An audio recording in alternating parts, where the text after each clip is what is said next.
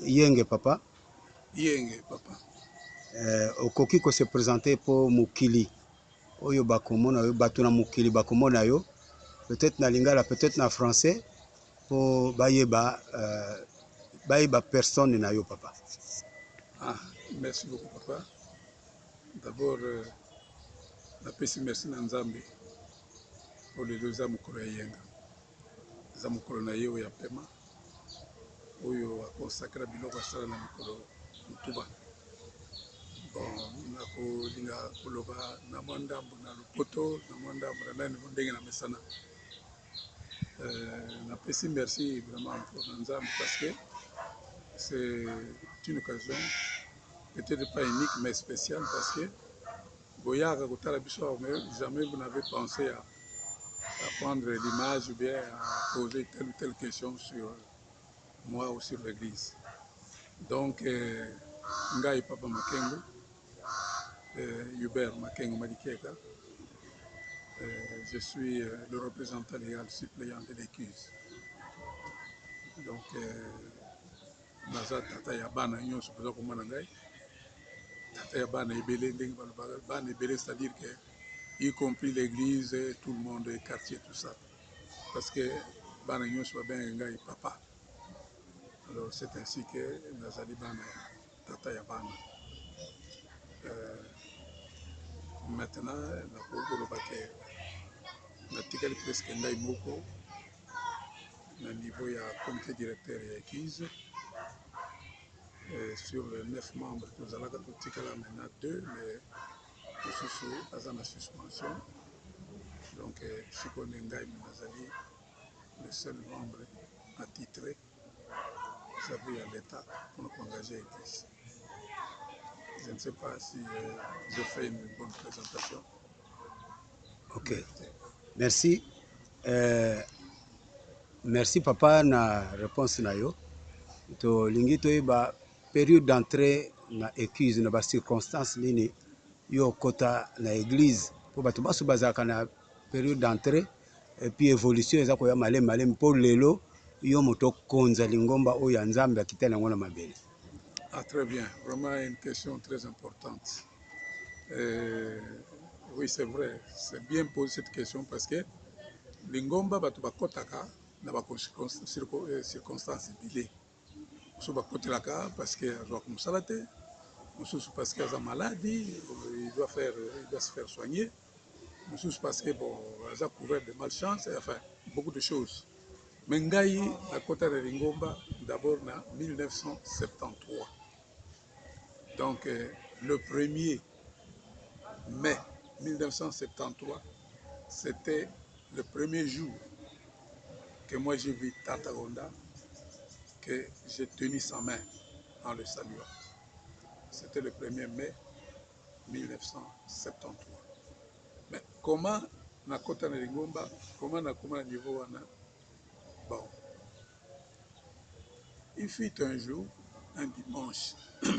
Dès que na sengi bolim au départ que na bana kolobana mwanda mo français bolim sangai parce que ta musuma comme musuna lingala epesa nga moi lokola retard bien kokoso.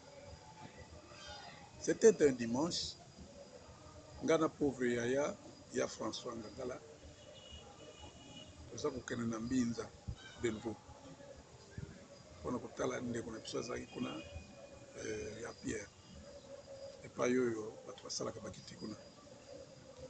Alors, c'était justement à côté de Ndako ya Papa Luzolo.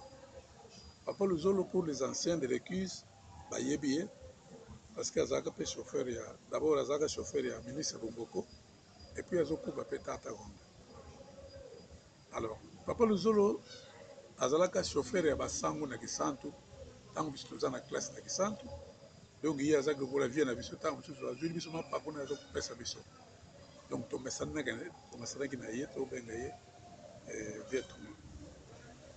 alors, comme je connaissais sa maison en Binza, je suis toqué par Pierre. Tu as commis plein de ses grands frères Gabino. Surtout aussi, si dans salon il y a Pierre, tu as un Thomas le Zolo. Grand frère Pépé, il y a Thomas le Zolo. Très bien.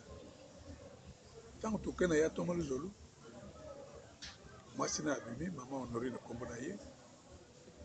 abi ah sembi ko yekutala biso en tout cas chance nde okuti yaya te ngabi oh aliyaka voyage toni abi non yaya mpenza azalaki terrasse na maladi moko awa donc soki omoni edira na benga ye abengi ya toma abimi en tout cas ya toma abimi sous forme d'un squelette alors vivant nakambo ya toma qu'est-ce qui se passe okumi boye mpona nini abi leki ngai mpenza chance kaka nzambe alingi te nakende sino makambo naza komona eza ndenge mosusu na kolala boye naza komimona loko naza na cercueil et tout ça moto aza kosala makambo oyo grand frère na ngai azalaka na kisanga et grand frère wana mpe azalaki premier comité ya église na biso na kisanga ben je ne veux vraiment pas citer le nom akufa mpe ngabi bongo sikoyo traitement ndenge ngabi leki soki ezala moto oyo te alekisi nga photo moko ezalaki na mur ya boutique na ye.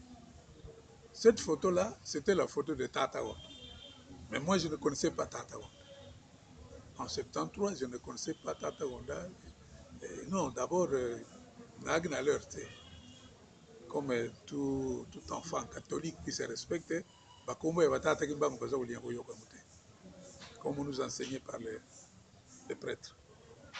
Ngabi me tata ngana tuni me ya tomba même moto ozo kolakisa ngai olakisa ngai pourquoi qu'est-ce qu'il a fait asali nini mpona yo Hubert yo oyebi ye te ngabi non je connais pas abi vraiment oyebi ye te dites-moi seulement eloko nasalaki mpona yo abi non leke ye nde na lusambo na ye nga na biki nga na seki ngabi lusambo ya toma vous voulez dire quel genre de lusambo ya magie to ya nini efutaki ekombe abi non atunaka eloko moko te asengaka eloko te abi oh ya toma donc assemblée okoka pour rien comme ça pour yo malade ici là oui leke ngabi comment est-ce que moi je peux voir cet homme là oyo oza kokumisa sikoyo alors ye ayebisi ngabi me atuni oyebi papa Mbenga papa Mbenga lui hein papa Mbenga lui aza nani chef d'atelier pa na biso na Air Congo. Moi je suis leur chef du personnel abi kasi papa Mbenga abutami tata ko nalani ah bon natuni susu oyebi tata Mbemba mena Mbemba mosusu ngabi bango nyonso wana to basalaka na Air Congo na papa Mpadi Emmanuel azalaka pasteur na ngilingili à l'époque ngabi na ye bango abi bon ngai nakoloba eloko moko te lokola kosalaka na bango na Air Congo lobi kende tuna tata Mbenga tu tata Mbenga bango bakoyebisa alors vraiment à partir de là papa Bob c'est comme si un vent qui m'avait emporté. Donc j'étais absolument alors pressé de voir cet homme-là qui ne fait que prier sans rien et qui guérit les gens. Si ce n'est pas vraiment Jésus qui peut faire des choses comme ça.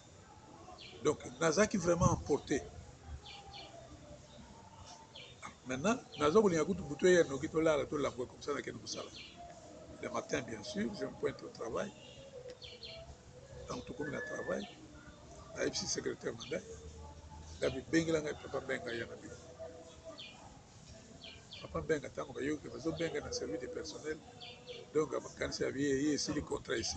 Parce qu'à l'époque quand on vous appelle, on vous convoque au niveau du personnel, c'est-à-dire qu'il y a un problème. Soit de départ ou la disciplinaire. Donc, il y a un secrétaire qui dit il faut vraiment apaiser, tu es à l'aise, à Bangaté, et seulement que j'ai un entretien avec lui. Alors, le secrétaire Pabengi, le secrétaire, papa, chef, papa Benga, bon, avant d'aller dans le secrétariat, na six na bato na bureau. Na six na bato na siri na kursi tata Benga. En tout cas, tant que tata Benga moninga il n'était pas à l'aise. Alors on a sali tout d'abord pour à l'aise pour tout seul. On a dit que papa ngam na bengi yo ko banga te. Ils ont solo etali pe musalate. Ils ont solo etali nani. Bino bobongela nga sango ya tata wa. Alors, tant qu'il y a eu qui comme tata, maintenant, Monique, donc ils ont cambié. La Monique, maintenant, ma attitude n'a changé, l'humeur n'a changé. Ah bon, tata lui, il s'en gagne. Il y a beaucoup de gens qui sont tata. Il y a pas beaucoup de gens tout le monde est sans papa. D'abord, tata, on est un âne. Mais tata, ben, au moins, il sagesse à Mikolo. Il ne peut pas vous dire qui est-il. Dans le but, tata, on a. Azaka passé la sable. Mais moi, j'étais curieux et j'étais pressé de lui poser vraiment des questions peut-être un peu en désordre comme ça pour ça, n'a pas mon bon, alors, moi, comment est-ce que je peux voir tata? Il y a le bidon. Yolo kulo zagana yolo. Tata Manuel Fari, ayaka pembeni ya tata katondi wana. Église na biso eza wana comment? Parce que tata katondi wana na yolo, tozaki presque en face. Moi, je voyais des gens qui venaient là-bas. Hein, bon, qui se rassemblaient, qui priaient, nous avons compris, nous avons capté. Alors que ça, c'est l'église qui, plus tard, sera la mienne. Tant que nous avons parfois, je me moquais de voir les gestes que cet homme-là faisait. C'est comme s'il faisait de la gymnastique, bien quoi, les autres, c'est que ça gagne. Mais alors que c'était vraiment l'église où on a signé au Kota. Alors maintenant, il y a Ipsingabi, mon tata Manuel Fari, solo naye, il y a Ibideng mais moi, pas tata, on est bon. Enfin, Nazo peut se résumer, vu le temps. J'ai invité Tata Manuel au bureau aussi. Il y a un concierge na Kalina, na babudingo ezaya. Ancien Sabena comme elle composé dans le boulevard de Kalina. Il y a un concierge, on a c'est-à-dire téléphoniste. Na bengi aye, Tata Manuel. Moi je voudrais voir Tata Manuel. Papa pour vous Tata Manuel, déjà problème mais azali a été il y a un mboka. Comment est-ce que je peux le voir? Gabi, quand on connaît au Lingui, Gabi, je vais ce dimanche. Gabi, si on Lingui, papa, alors mercredi, il y a un andam, tout sur le bon, c'est le problème. Pas de problème. Alors, le mercredi là, où Tata Manuel par le pasteur, c'était le 28 avril 1973. Papa Nangai, na maman Nangai, Babotangai, tout ça qui n'a pas na yolo.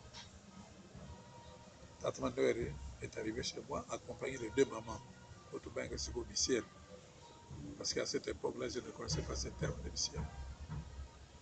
Alors, à l'époque où on a besoin de l'autre, PMB, le ciel. À côté, petit porte, à côté de on vend la Katianda.